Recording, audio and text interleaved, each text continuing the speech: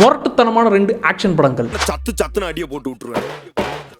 என்ன சண்டைக்கு கூட்டாவும் ஒண்ணா பந்தயம் போட்டு இந்த படத்தை பார்த்து முடிச்சதுக்கு அப்புறம் சண்டைக்கு வா அப்படின்னு 2 பேரும் கூட சண்டையை போட்டு மண்டையை உடைச்சாதான் மனசே திருப்தி ஆகும். அதெல்லாம் இருக்கட்டும்டா, இந்த படம் தமிழ் டப்பிங்கில் இருக்கா இல்லையா அதை சொல்லு, இல்லைனா உன்னை தூக்கி போட்டு மிதிப்பேன்னு டென்ஷன் ஆவீங்க கமெண்ட்டில். 2மே தமிழ் டப்பிங்கில் இருக்குது. ஃபஸ்ட்டு படம் ட்வைலைட் ஆஃப் த வாரியர்ஸ். இதில் ஹீரோ ஒரு புது கேங்கில் சேர்றா அப்படி, ஆல்ரெடி இருக்கிற இடத்துல ஒரு பெரிய கலவரத்தை பண்ணிட்டு தான் இங்கே உள்ளே வந்துருக்கிறா அப்படி. அந்த வாய்க்கா தகராறு ஒரு பக்கம். இப்போ புது கேங்கில் வந்ததுக்கப்புறம் என்னென்ன பிரச்சனைகள்லாம் வருது, அதுக்கப்புறம் நடக்கிற ஆக்ஷன் சம்பவங்கள் தான் படமே. யாரும் தரையில் சண்டை போட மாட்டாங்க, பறந்து தான் அடிச்சுப்பாங்க.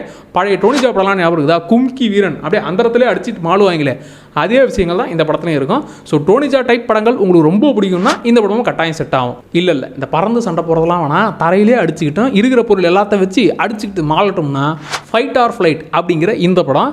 இதில் ஹீரோவுக்கு ஒரு சிம்பிள் வேலையை கொடுக்குறாங்க. தம்பியே ஃப்ளைட்டுக்குள்ளே போகிற ஒருத்தரை தூக்கிட்டு வர, அவ்வளோதான் சிம்பிள், இந்த வேலையை முடிச்சுட்டு வா அப்படின்னு அனுப்ப.